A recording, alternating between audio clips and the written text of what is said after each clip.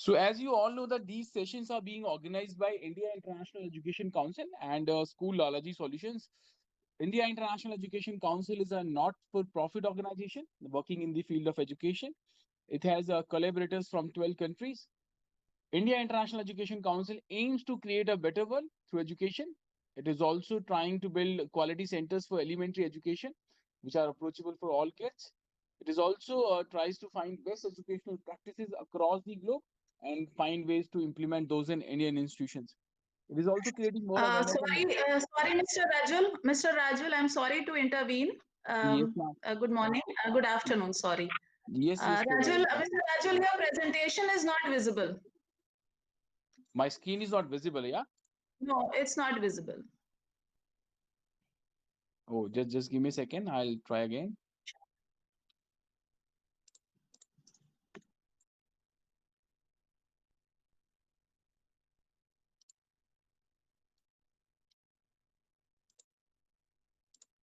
Is it visible now? No, we are Yes, still waiting. It's not visible. yes, it is visible. Mr. Rajul, it is It's visible visible. to me. It's Yeah. visible. Visible. Okay. I Prerna ma'am, I would suggest if you can quickly log out and log in. All right. Okay. Sure. Yeah. I'll do so. Good. So, right. So, this is all about the India International Education Council. We are into publication as well. We publish as a magazine called World Education Review and many other educational reports.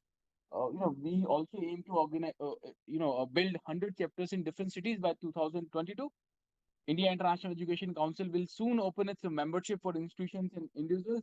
It also imparts training for leaders, teachers, students, and parents.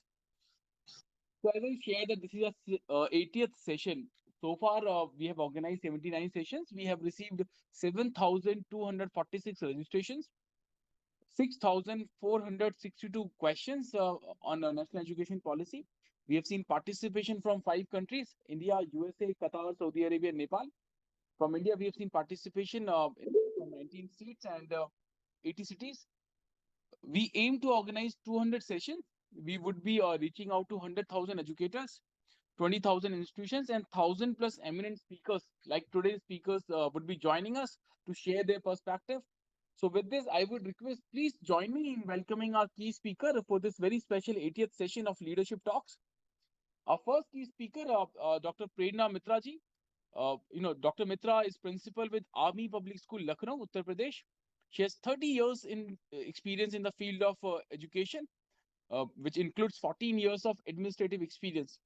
She has conducted more than 25 workshops and training on life skills, CC, gender sensitivity, remodel structure of assessment, classroom management at various districts of Uttar Pradesh. She is a proud recipient of prestigious CBSE National Award 2019. She is also a journal secretary of Sahodhya School Complex Lucknow chapter. She is also a lead collaborator for Hub of Learning initiative by CBSE. She is a district training coordinator by CBSE COET. She is also a member of CBSE Inspection Committee. She is a PhD in public administration from Lucknow University. She was recently conferred with Army Commander and Chief of Army Staff Commendation Card for the distinguished service in the field of education. We welcome you, Dr. Prerna Mitra ji. Thank you for joining. It's an honor to have you as a speaker. Thank you so much, Welcome, Mr. ma'am. Raju. Welcome, ma'am. Welcome, ma'am. We'll come back to you. We'll come back to you for your, opening remarks and talk. Our next key speaker, Pratibha Mishra ji. Pratibha ji is principal with Panbai International School, Mumbai, Maharashtra. She has 20 plus years of experience in the field of teaching, with different boards. She has, more than 15 years. She has spent more than 15 years, in school administration. She has done many courses, like many certified programs by Cambridge International Program on Assessment for Learning, IGCSE English, Stage 1 and Stage 2, CIPP, Mathematics and English. She has presented a paper on education for peace at National Senior Scholars Seminar Series. She has won many awards at state, national, international level. She has been training teachers for schools ISO certification and NABET. She, voluntary teaching and orienting Brahma Mumbai Municipal Corporation School. which we call a BMC. She has been working with NGOs to provide education and guidance to underprivileged children. She has received various awards, for her contribution to the field of education, like Global Leadership Award, Nation Builder Award, International School Principal Award, National Mahila Ratna Gold Medal Award, Visionary Edu Leader of India. We welcome you, Pratibha ma'am. Thank you for joining. It's an honor to have you. Welcome. Our next key speaker, Sanjeev Sinha ji. Sanjeev ji is principal with the Indian Public School, Dehradun, Uttarakhand. He has decades of experience in education. He has been recognized and awarded multiple times for his contribution to the field of education. We welcome you, Sanjeev ji. Thank you for joining, sir. It's an honor to have you. Next key speaker, Sujata Vaichal ma'am. Sujata ji is principal with Shivalik Ganges Public School, Haridwar, Uttarakhand. Sujata ji is MSc Physics and MAd. She has spent over 3 decades in the field of education. She has been recognized and awarded for her contribution to the field of education. We are honored with your presence, Sujata ma'am. Thank you for joining. It's an honor. Next key speaker, Archana Thapaji. Archana ma'am is principal with Green Lawn Academy, Dehradun, Uttarakhand. She has more than 20 years of experience in education. She is a MSc Chemistry and BS. She has received Uttarakhand Ratna Award 2019 for her contribution to the field of education. She has worked with many prestigious schools in Nepal, Nigeria, Kolkata, and Gurugram. We welcome you, Archana ma'am. Thank you for joining. It's an honor to have you. Thank you, sir. Next key speaker, Ms. Dr. Deepika Yadav. Dr. Yadav is assistant professor with SRM University, Haryana. She has been awarded a doctorate degree on topic of optimal operation and scheduling of hydropower plant. She has presented her work at national and international levels. She has reviewed various papers for international journals such as Elsewhere Journal of Renewable and Sustainable Energy Reviews, Taylor and Francis and Springer Plus. She is a life member of ISTE. She has more than 8.5 years of experience, in teaching and at various institutions. Deepika ma'am, I would request if Thank you you, can thank you, sir, for introducing me, sir. it's not finished Thank yet. you, thank you, sir, for introducing me, sir. Thank you, Deepika ji. But still, we are yet to read 2 more, important points. Okay. I would request if you can mute. It's creating an echo. Right. Okay.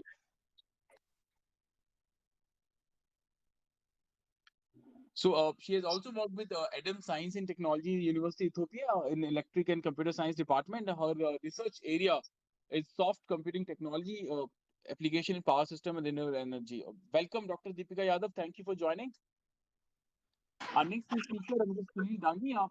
Sunil ji is a co-founder and CEO of eMango Solutions. Sunil ji is an IIT graduate from IIT Kanpur. He's having master's degree in mathematics and scientific computing. He is also a part and member of Institute of Actuary United Kingdom. He has worked with ICICI Prudential, HSBC, Financial Risk Advisor at Ernst & Young. He's an entrepreneur for last 6 years in telecom, food, and education. He has been doing research on career counseling for last couple of years. Based on that research, he, along with his team, have come up with a wonderful solution called eMango, which is a digital career counseling platform. So, today, unfortunately, Sunilji won't be able to join us. On behalf of Sunilji, his co-founder, Mr. Nitin Nagpal, has joined us. We welcome you, Nitinji. Our next key speaker and the last key speaker for this session, Mr. Alistair Fernandez. Alistair is a manager with Fatado School of Music.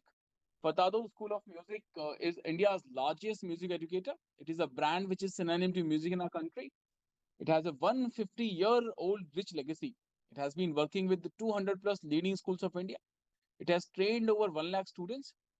It owns many titles like Bandit, which is India's largest school-level music competition to promote music talents across all schools. Other titles are Piano Concert, Cadence, Workshops, High Jump Training, FSM Exams, In-Center Recital, FSM Recital. So it enjoys partnerships with renowned institutions like Berklee College of Music and NMIMS School of Performing Arts. So with this, I welcome you, Alistair, for joining. Thank you. Thank you so much, Rajul. It's an honor sharing a platform with you. Welcome. So with this, I would request our key speakers, to share their opening remark in the first part of this session, and then I'll come back to our speakers for their main talk. In the end, we have received many questions, so we would be presenting these questions to our speakers. So, I would request if we can, stick to the time limit so that we have sufficient time in the end for the questions. So, Prerna ma'am, if I may begin with you, I would request if we can have your opening remark. Okay. I'm so sorry, I have opened another system.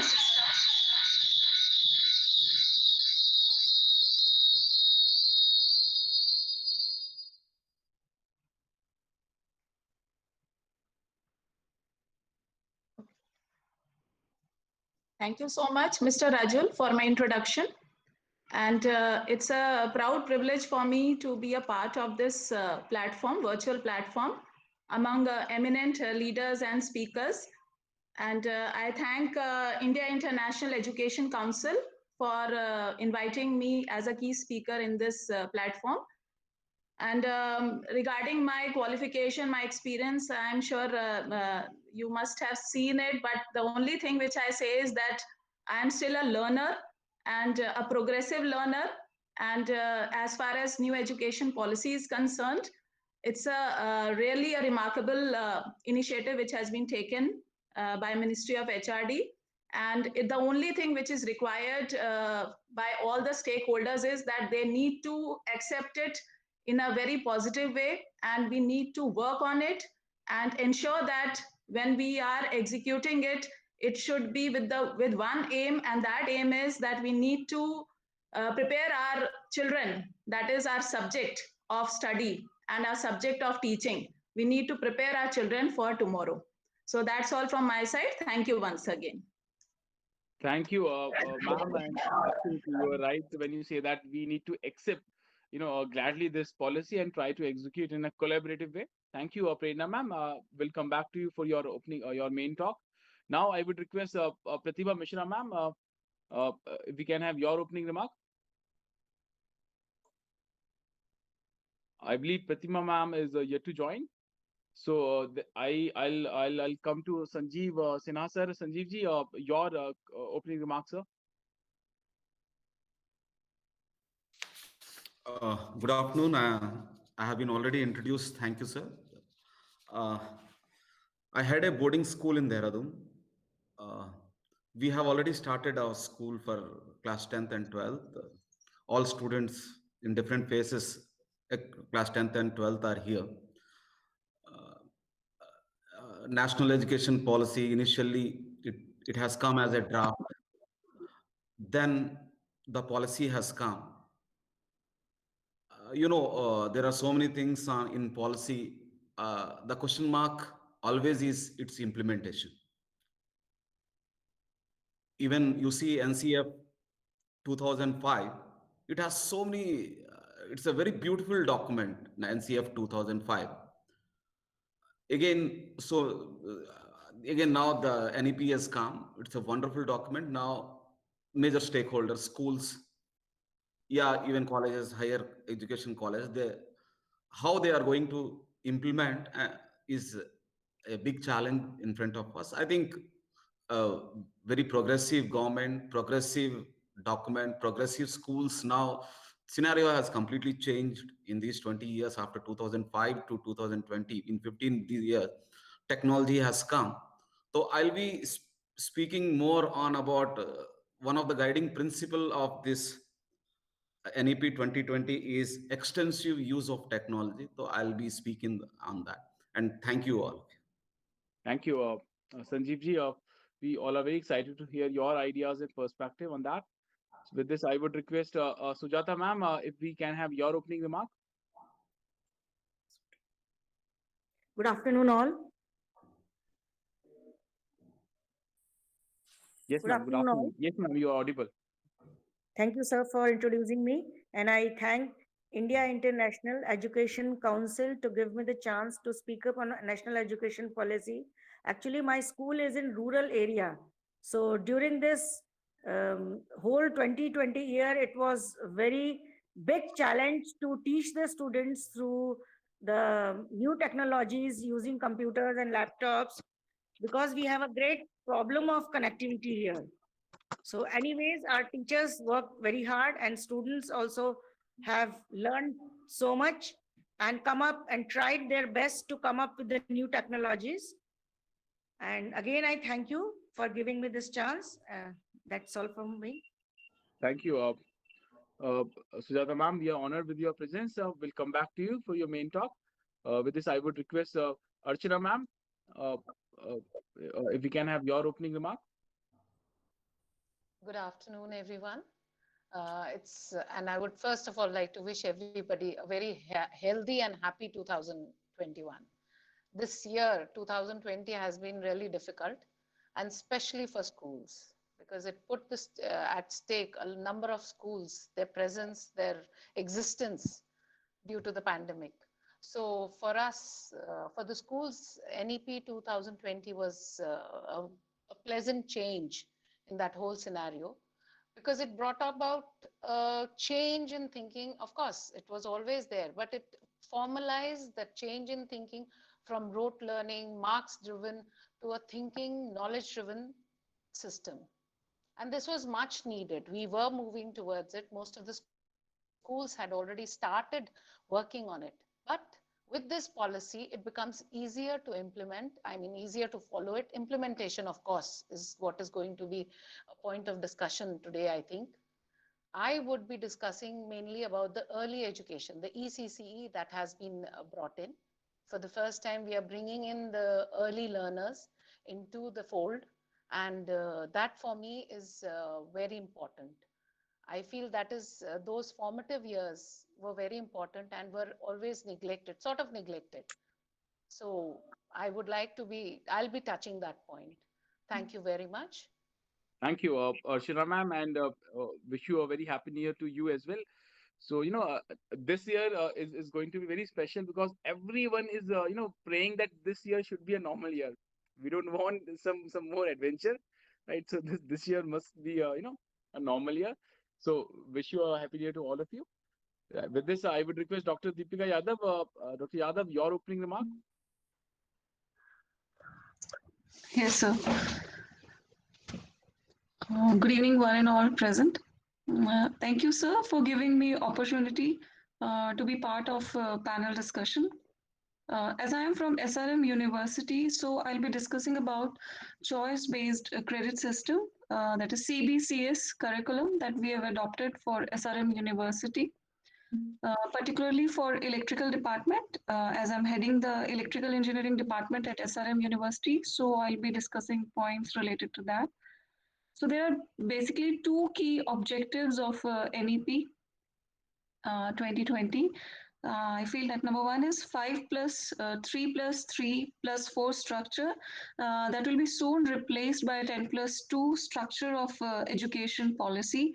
So where I feel that B2B, that is back to basic, that is primary level, will be given more emphasis. Second important point I feel is the multiple entry and multiple exit scenario, which need to be implemented at UG level. So where first year dropout will be issued a certificate, and second year dropout will be given a diploma certificate, and third year dropout will be given advanced diploma certificate, and at completion of fourth year, degree will be awarded as usual. So basically, objectives are still on discussion stage and they are yet to be implemented. So in a sense, I can discuss how we can relate the second objective with our BTech EEE curriculum. So that way, I'll proceed with the discussion stage. Thank Over you. to Thank you, Dr. Yadav. We'll come back to you. With this, now I would request Nitinji, Mr. Nitin Nagpal, sir, your opening remark. Thank you, Rajul, and I congratulate you for bringing all of us together. And I'm really honored to share the platform with everyone. Uh, the whole purpose of education is to turn mirror into windows. And NEP 2020, I'm very hopeful and positive with the inclusion of experiential learning, 360-degree assessment, and more emphasis on the vocational courses will be able to turn our education system from a mirror to a window through which the knowledge can be transformed from educators to the students and vice versa. Thank you, Rajul. Thank you, Nitinji. Absolutely, we all agree with you on that part. We'll come back to you. Now, I would request Alistair, your opening remark. Yeah, hello everyone. Rajul, thanks a lot for this opportunity, where I can put forth my views. At Furtado School of Music, we are thrilled to see the inclusion of vocational studies in the national education policy. So we feel it's a giant leap and a big step towards the holistic development of a child. The inclusion of vocational courses into the mainstream education system, it will not only encourage the children to think creatively, but also to gain, new experiences, and both of which play a very important role in a child's development. Thanks. Thank you. Absolutely. So, thank you, Alistair. With this, we come to the next part of this session, which is the main talk session. Mhm. I would request all our key speakers, for their detailed interpretation of national education policy in their chosen area. 8 to 10 minutes would be the time limit. So I would again request all our speakers, if we can, though it's very difficult to ask, leaders and principals, to stick to do that. But so if we can, we want to put more questions, before you people for your perspective and your comments. So I would request you, please, you just keep that time limit in your mind. So before I invite, Prerna ma'am for her detailed talk, I just would like to share the insight we have received during our last 79 sessions. Almost, as I said in the beginning, almost every speaker, has maintained that this is a wonderful document. In fact, you all also said that during our opening remark. Everyone, believe that execution is going to be very challenging. People gave the example of CC. A lot of people say that finance would be a challenge. Many people say that it would be very difficult to implement in the rural parts or the government schools. They would face those challenges. Some people also highlighted the lack of digital infrastructure, which was badly exposed during this COVID pandemic. So we have challenges before us. So I would request all of you, while presenting your interpretation, your ideas, if you can also suggest some kind of roadmap which we all can try to implement in our respective fields. So that would be, that would make this session a more meaningful and special. So with this, I would request, Dr. Prerna Mitra ji, ma'am, we will begin with you. We have received your presentation. Do you want us to play, play that presentation? Is it okay? Yes, I'll request you for the presentation. Right. I'll do that, ma'am.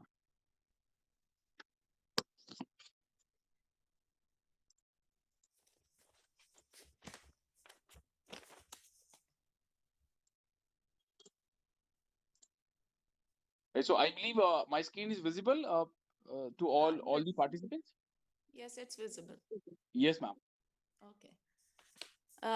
Yes, good afternoon once again, everyone. And Mr. Rajul has already given, I think, the long-term task to us to have a roadmap for this future activities that will be taken up under new education policy.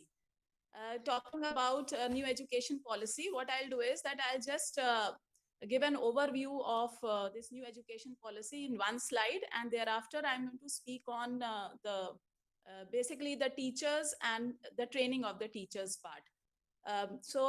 Talking about the vision of new education policy, the vision is basically not only to see the process through revamping education structure with the critical thinking, the government regulations, but it is also to ensure that the product or learning outcome of the students is preparing them for their lives and how they can earn their living. Next slide, please. Now, the key highlights of new education policy, it has already been listed in the document. Just giving a brief on that, this is actually it has been introduced in a very right time, because it complemented the various process and vision of creating quality instruction and a culture of innovation and also a highly skilled workforce. And what it started was that instead of having school education from 6 to 14 years of age, the first important striking feature was that education had to begin from 3 years onwards to 18 years. And the model of 5 plus 3 plus 3 plus 4 years of school education up to class 12 was the another a major turn. And the mother tongue, it has to be instated as the medium of instruction, though the multilingualism aspect has been given, but there is no pressure or compulsion that the children have to study, the children have to learn the regional language. Then talking about the various other higher education part, the another feature was related to the higher education, and I'm sure that my fellow participants will be speaking on that.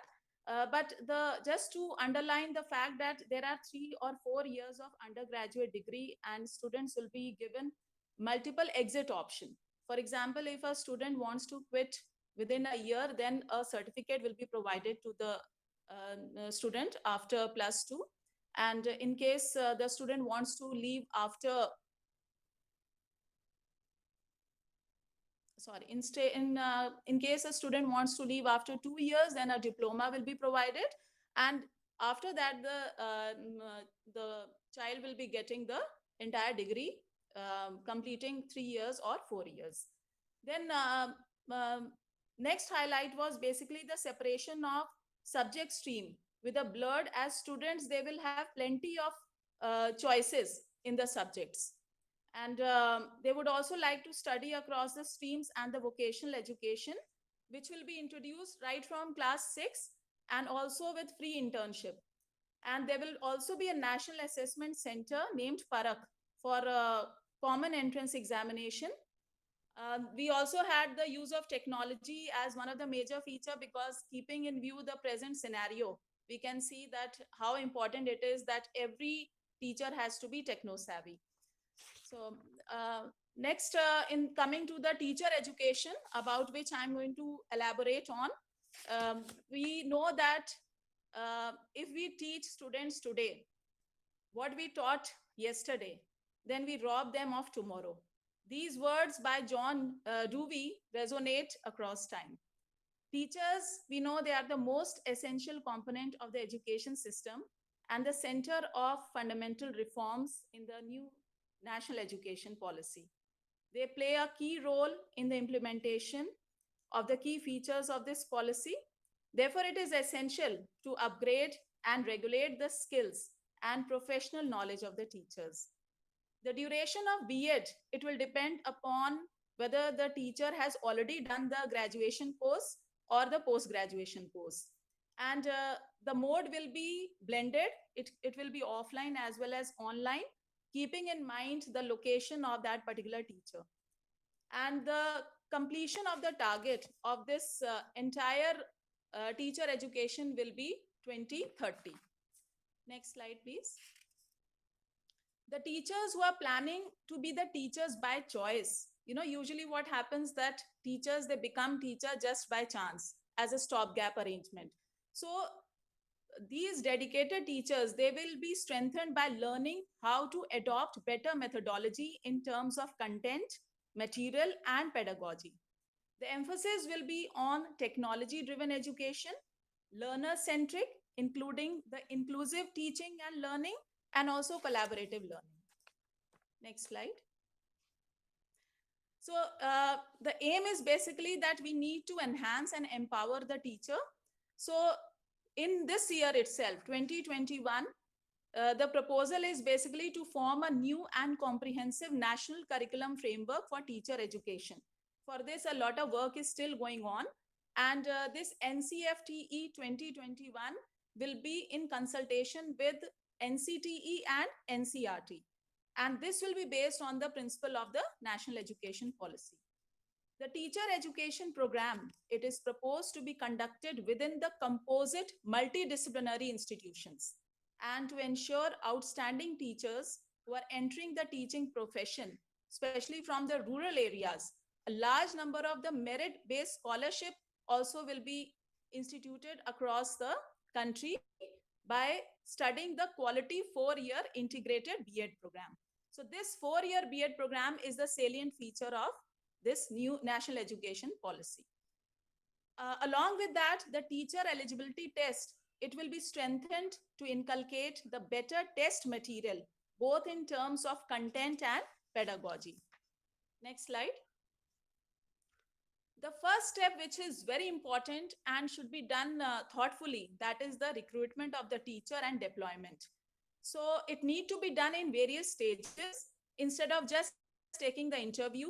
And what is required is that with the TET, that is teacher eligibility, the demonstration is required, a computer proficiency test is required, and also the interview, which is the final stage. It should become the integral part before hiring the teacher at the school level.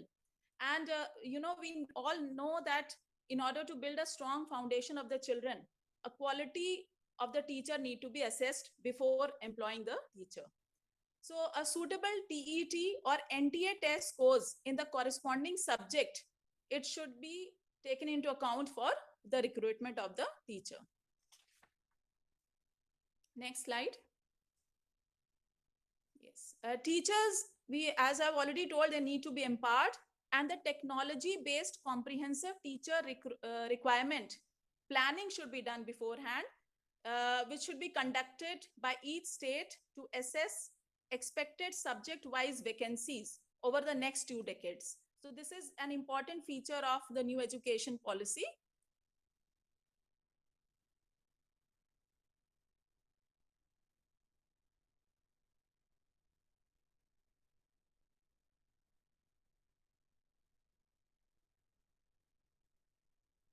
I believe Peggy has lost the signal, so I believe she would be joining us back quickly.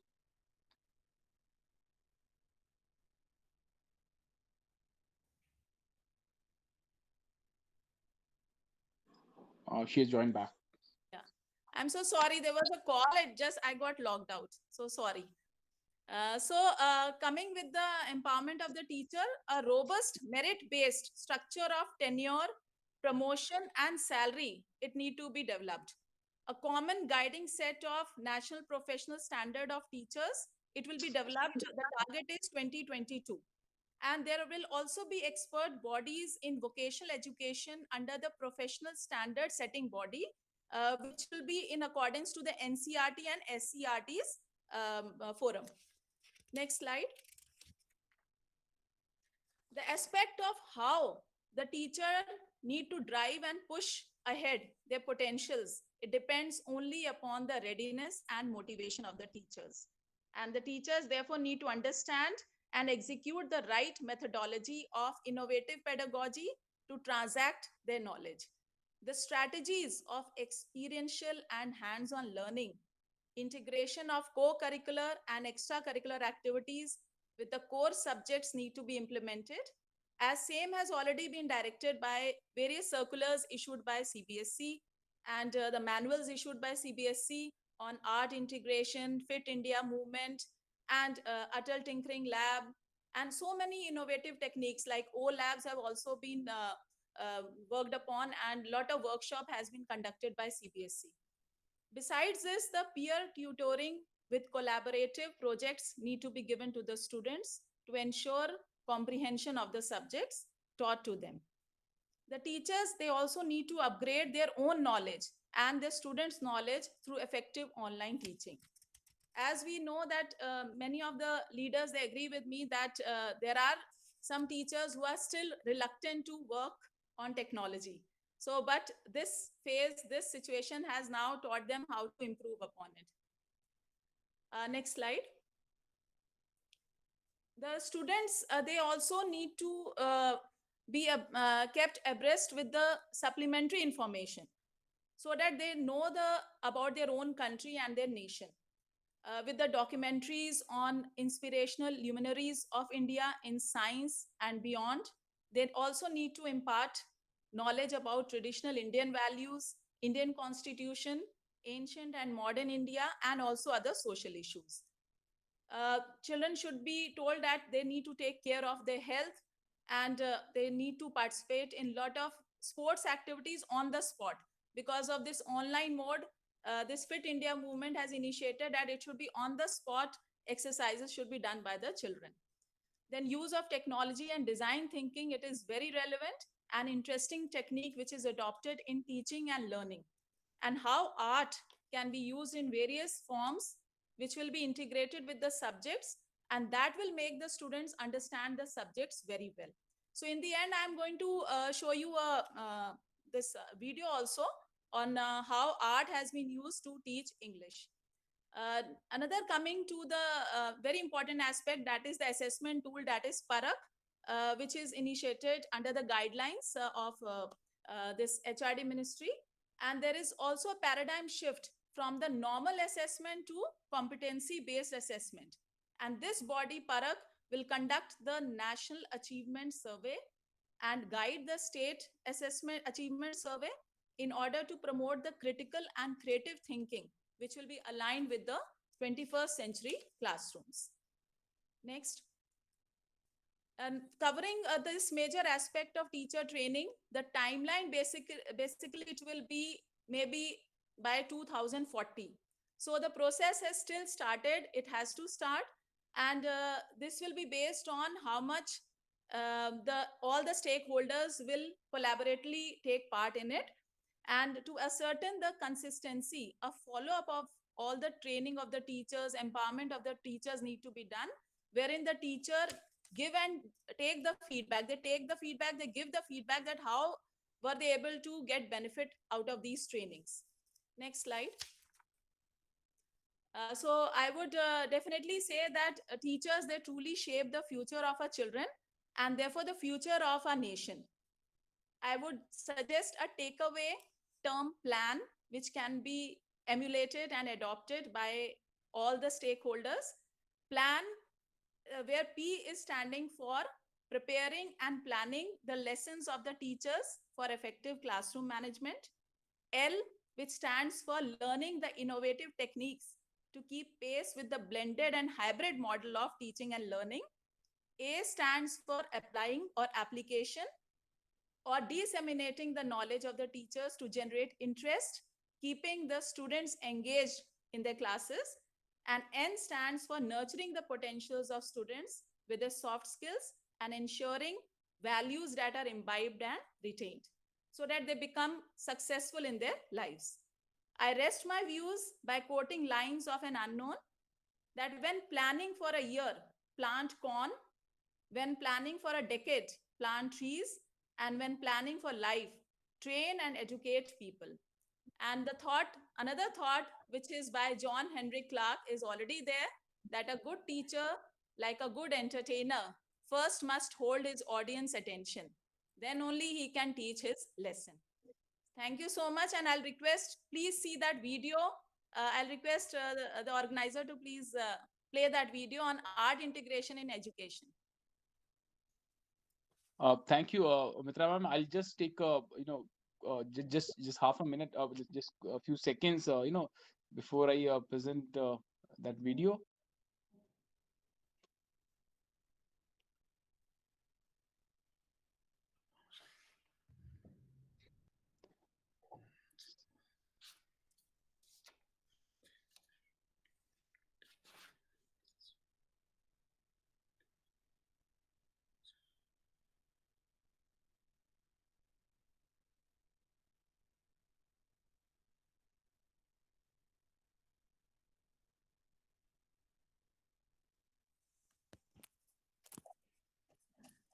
Can you have the sound is not there, please? Yeah, but it's showing.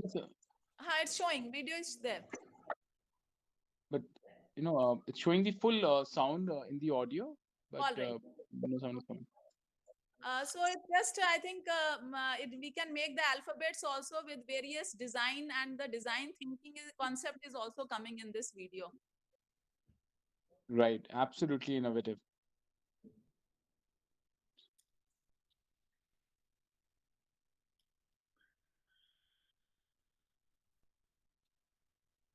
It's amazing collection.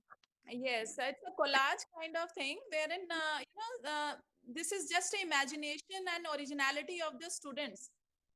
So there are plethora of potentials which are there in a child, and I think it's a teacher who has to harness the potential of the children.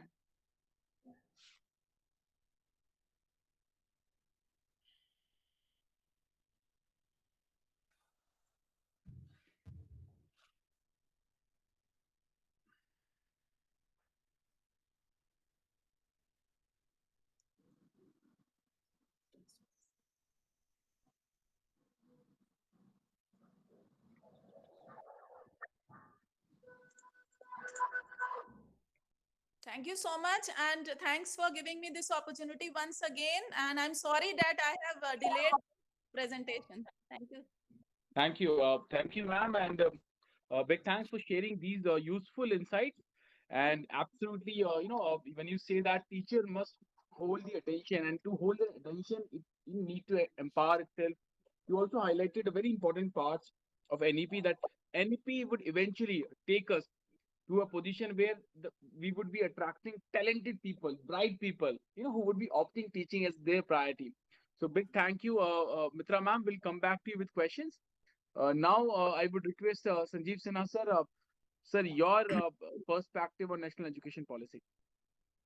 Uh, Good afternoon once again. Thank you for giving me an opportunity to stand in front of you. When we speak about the NEP 2020, it had certain guiding principles for the education system and for the educational institutes. Uh, the guiding principles, there are so many, one or two I would like to name.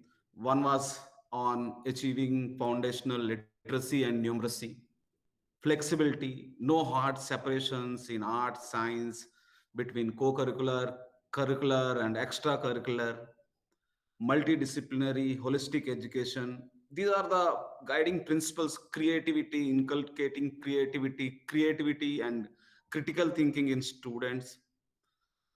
We had one guiding principle that was extensive use of technology. So I'll be talking about that. When we speak about extensive use of technology in education, we need to understand NEP says that the extensive use of technology should be there. But once we go back before this pandemic, when we closed our schools on 18th or 19th March. We see down the line how we were using technology in schools. Hardly technology. Whenever I asked to any teacher for an interview who comes to how you use technology, he says that I can smart board. I know to use the how to use the smart board. Otherwise, they say that ERP. There is ERP is the school management system where we feed the marks, which is completely done by a third party. Teachers are simply an end users of it. But you see these 9 months, how technology has changed the face of education. 9 months back, since I'm from a boarding school background, I asked a parent, why are you admitting your child in a boarding school? He said that my son is prone to mobile phone. My son is prone to driving a car. These are the very different answers we get. He wakes up in the morning very late, the different questions. So mobile phone addiction was one of the reason. But these 9 months, mobile phone is one thing which has kept a link between a school and parent, school and a teacher. Entire academics was through this mobile phone. I have seen the statistics. 80% of classes which are gone was through mobile phone, and 20% of students only attended it through their laptops or tablets. So you can understand. So before this pandemic, there was always a question: is really technology going to help education? Are these mobile phones, is these Google Play Store apps are going to help students? There was always a question. There was always a discussion. There was so many. I saw so many people who always against technology. They were against using technology. They were against. But I think today there is no such discussion. This pandemic has very clearly that discussion has been erased. Okay, whether technology has to be used or not. Now technology has to be. These 9 months we are completely dependent on technology. Yes. Again, the question was, again, when we see our newspapers or TV, there are so many edtech companies have come up, like Baizu, Toppers, and so many other. Again, there was a question about the existence of a teacher, existence of a blackboard teaching, teacher standing on a blackboard and teaching. Will it be there or not? Again, in these 9 months, when we reopened the school, we felt that no, almost, since we are a boarding school, almost 100% of students have come back. We are running our school. Then we just try to analyze what is the difference. What I can conclude is, yes, technology is there. We could connect parents. Our teaching has gone through technology. Teachers have learned in these 8 months. I don't think if a teacher has an experience of 10 years of teaching, what they did not learn in the 9 years, they learned in this year.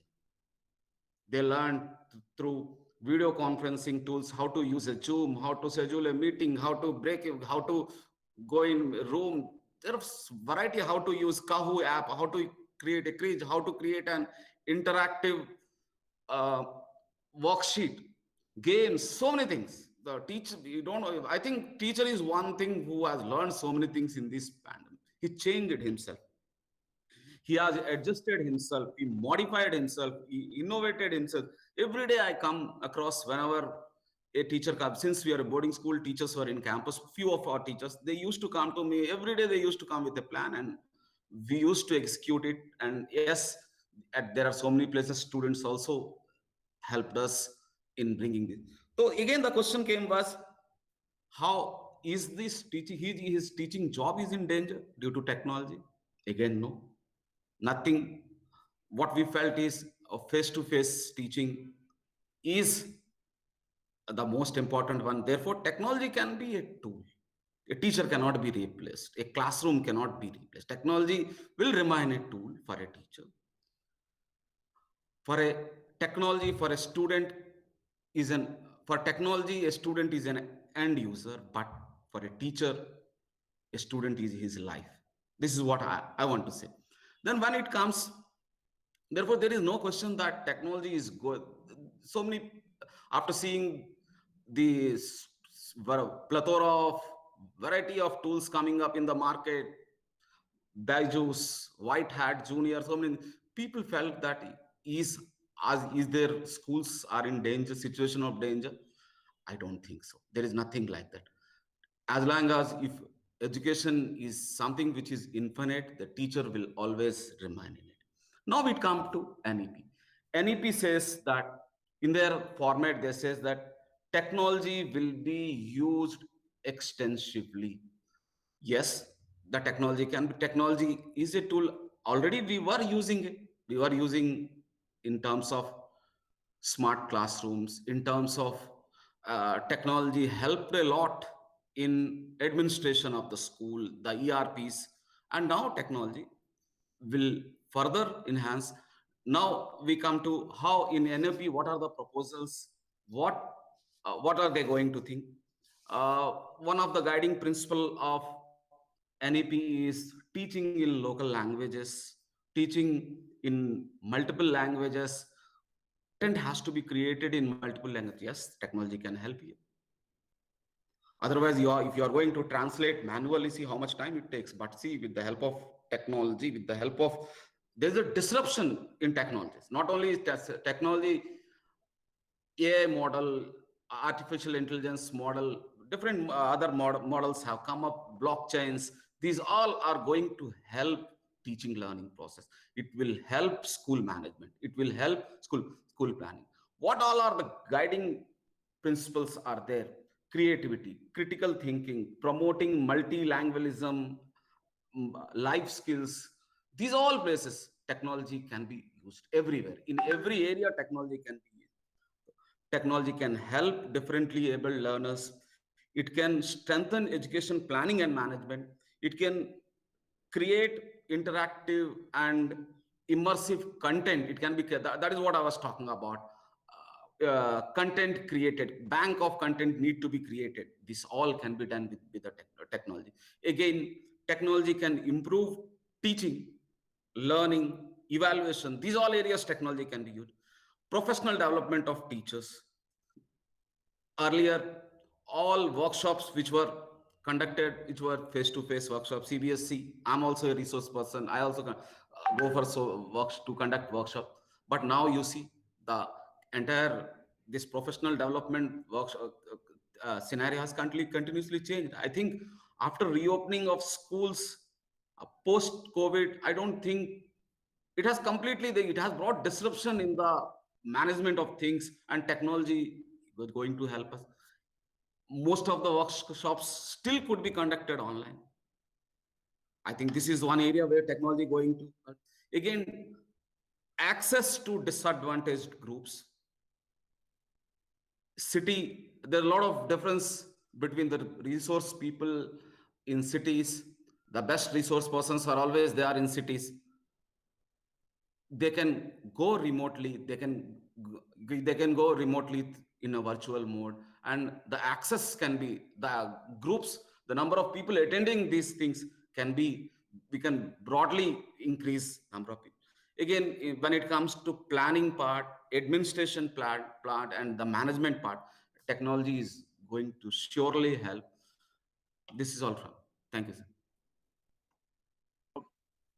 Sanjeev sir, and absolutely, the point you raised, we all are in agreement with that. Use of technology. In fact, I recall one statement by one industrialist that technology would never be able to replace institutions. Those institutions who would use technology effectively may replace those institutions who don't. So that was a wonderful assessment, and absolutely we know that, and we praise that teachers learned a lot. Teachers made amazing of efforts to face this pandemic, and they saved this country in some sense, and absolutely they deserve that applaud. So thank you, Sanjeev sir. We'll come back to you with questions. With this, now I would request Sujata ma'am. Sujata ma'am, your perspective, your interpretation on national education policy.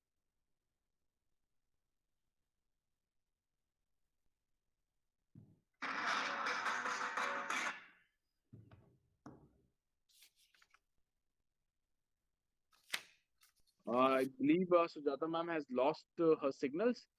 I'll come to Archana ma'am. Archana ma'am, your ideas, your perspective. Yes, I'll just, yeah. Actually, I am a principal of a private unaided school in rural part of Uttarakhand. So my viewpoint will be based on my school, on what I've learned in this. And it's been 25 years since I've been in this profession. And it's only after I joined the school, Green Lawn Academy, that I realized what the true state of affairs in our country was. Till then, it was, like being teaching in Kolkata or in Gurgaon or even in Nigeria or Nepal. These were schools which had a certain level of children there, where everything was good and you felt India was progressing and everything. But once I joined the school, I realized what the state was. And it's for the first time I came face to face with gender discrimination, backwardness in thought and action, violence at home, lack of moral values, poverty, and so many other things that we hear in the newspapers and other things. So in the beginning, when I joined the school, I thought I could change people, I could change the parents, and then, but I found that it is not easy changing mindset, and it's a very slow process, but needs to be worked on continuously. So what I speak will be from my school's perspective. And of course, I think these are problems and these are issues that are faced by all the schools which are catering to rural children. So, and for me, I believe that children are not things to be molded. They are people who have to be unfolded.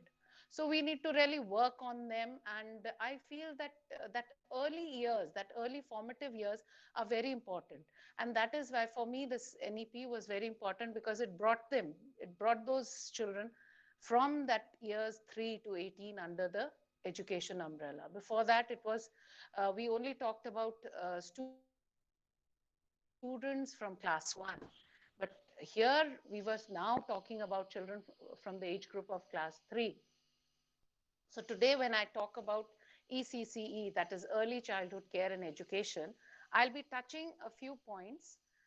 Firstly, will be the advantages of this education, this ECCE program, why we need a structured ECCE program, my expectations, and of course, the roadblocks that I see in the implementation of ECCE under NEP. Now, this NEP, this ECC that the NEP touches is, for me, it is the most important part in a child's educational journey. This is where it starts.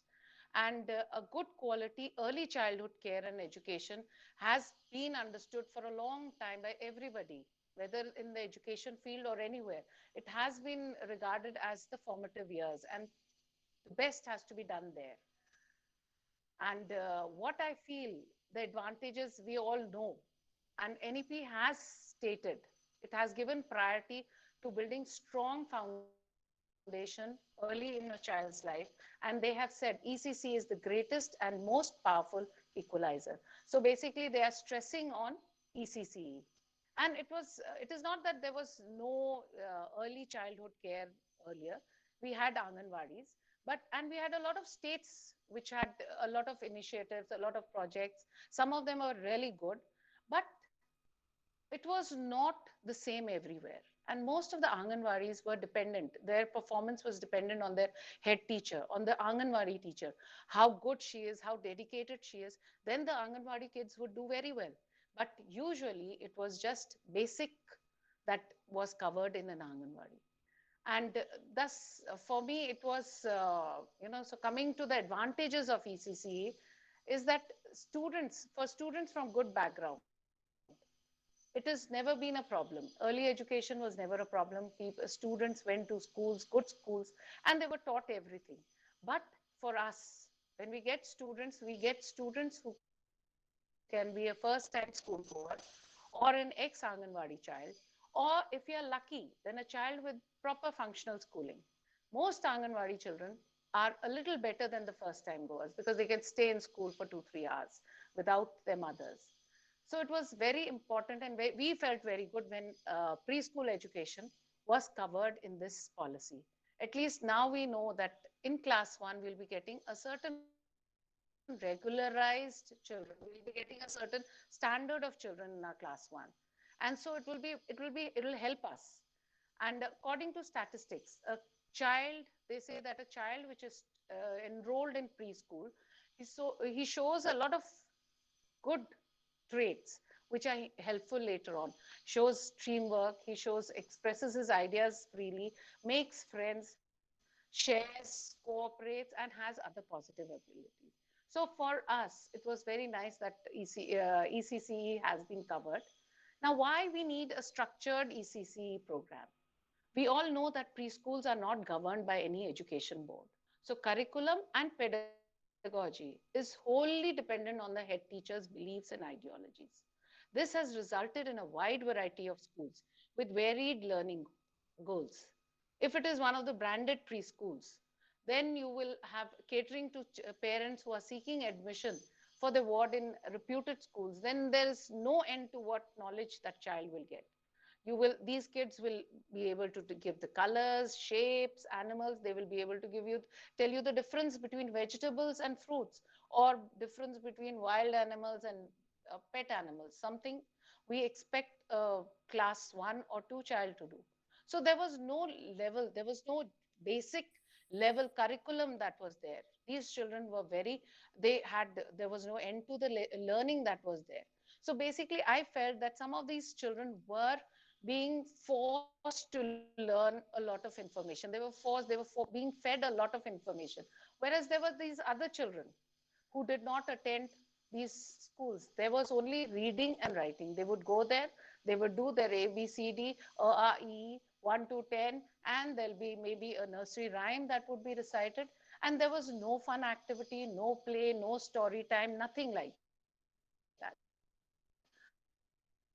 So there was a huge difference between the different schools that we had. So with a framework, a common general basic level of learning outcomes will be achieved. And this glaring difference that we have today will at least get reduced.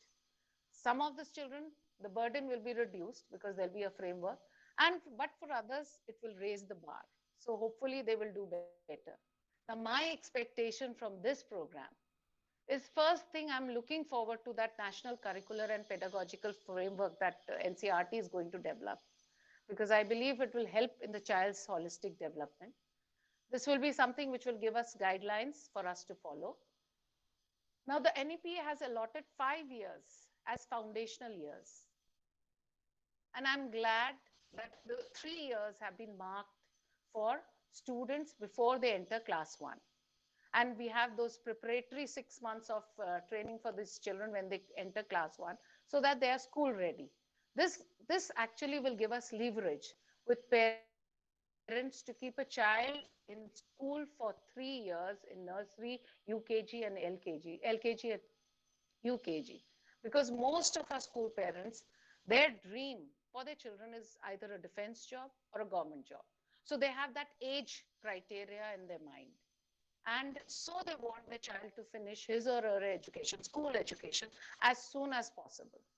Because for them, he should be 10th or 12th, so that he or she can go for a government job. Or if it is a son, then they can join the army. So it helps us, because there is a national policy, a government ruling sort of a thing.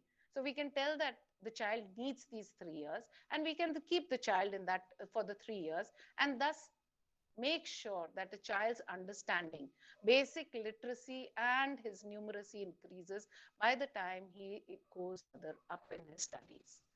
My next expectation is for the teachers, because a lot of stress has been given on teachers training in this program. So I feel that teachers training program will be developed, I hope so, for the early learners, teachers who are going to cater to the early learners, because we have training for these Anganwadi teachers, which is a 4 to 6 months in-house training. Then we have these various polytechniques catering to people looking for a job in junior classes. These are those NTT courses. Some of them are for 6 months, some are for a year, but there is no basic, I mean, the level that is being taught is very varied. So hopefully this will also come under the umbrella, and then we'll be able to get better quality teachers. Now, lastly, I will come to the problems or the roadblocks that I see in the implementation. And this has always been the case. Policies are very well thought of, well drafted, and they come after a lot of discussions, debates, research. But ultimately, how successful they are depends on the implementation. And that is where I feel we sort of lack. And globally, we have seen that countries that have reformed or improved their education system have implemented their policies very well. They have monitored the policies, the changes they've brought about. They have monitored it and then brought back the feedback, brought back whatever feedback they have got, and they have again fine-tuned the policy. So we need to do that. Whether it is China, Singapore, Australia, or Canada, we have seen that the major changes they have adopted have given them results because implementation was very well done. Now, for us in the rural or semi-rural part of India, finding trained teachers, like Sanjeev sir was saying, that there has to be criteria for hiring a teacher. You need to see the competency. For us, finding a well-trained teacher is sometimes a major hurdle. And nursery teachers, if you're looking for a nursery, LKG, UKG teachers, they usually come fresh from the college and they want to join the school. So maximum they will have is an NTT that they will come with. These entities are, one of those institutes which are just run in a house, with no school attached. So they basically have no experience. So for us, when we take in a teacher, it is an in-house training sort of a thing program we have to learn, we have to give them. And that also, we are not sure they're going to stick around with us. And so all that effort that we put into training a teacher just goes waste. The next is the financial aspect, because the old teachers that we have, we will have to retrain them. We will have to refurbish our school. We will have to develop infrastructure. A lot of technology investment will be required. And this will require a financial commitment. So all this would be achievable if we could share the burden with the, in the form of a fee hike. But that too is restricted because, as you know, the government has restrictions about school fee hike. So again, this becomes a tall order for us to fulfill. Then there is the next thing is, parents. If you see, if you interact with the kind of parents we have, they have a more, they expect a quantitative result about the child's growth. They don't want a report card which has descriptions written there about the child's greatness, about how nice, well behaved he is. What they want is basic marks. And for them, speaking English is more important. Whereas in this policy, we have put in a lot of stress on mother tongue. But for them, the stress is that my child should speak in English. So this shift in mindset that we need to bridge is going to be a little problematic. And for us, what happens is at the time of admission, the person will come and say, "Baki sab to theek hai, ma'am, par bacche ko अच्छे से English याद करवा दीजिएगा. उसको अपना नाम बड़े अच्छे से बोलना है इंग्लिश में, अपने बारे में इंग्लिश में बोलना है." So that is the thing that they expect from us. And during report card day, it is, if you give them a report card where the teacher has given a detailed, report on the child's growth, they are not concerned about that. They would just want to know कितने marks आए हैं, क्या position है मेरे बच्चे का. So that mindset we need to work on. And that will take a lot of time, and that will take a lot of training, a lot of talking, a lot of convincing before we can bring this change in the parents. Then, of course, the mindset of teachers also. Because this change, the change that we are seeing in this program is, okay, it was there, a lot of schools have got it. But the teachers in rural part of India, these are those fixed ones. It's very difficult to tell them that, no, rote learning is not what we want. We want them to know. We want them to learn, as this document says. So that teacher's mindset change has also to be made. And that bridge has to be, gapped. And we need to change our teachers from knowledge dispensers to facilitators. We want to make them a part of this. We want them to use stories like they did earlier times. You had stories which helped a student to learn moral values. It was never taught that you were never taught that you should respect the elders. You heard stories, you saw around yourself, and then the child grasped those things. So all these things need to be taught to a teacher. A teacher has to learn it, change her mindset, and then put in the new policy.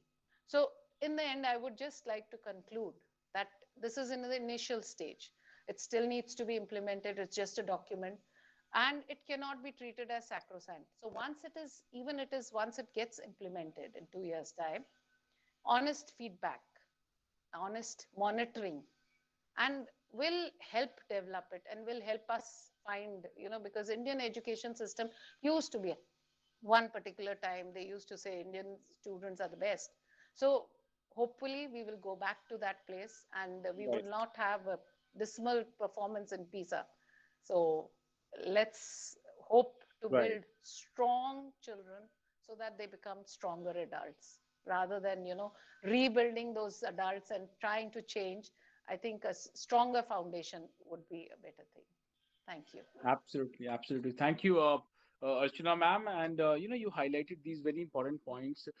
Certainly, this NEP has given, much desired attention, this early child care education. In fact, I believe that one part NEP has already achieved, I would say, it has created that mass awareness, on the importance of that part. So you also talked about the implementation would be very challenging.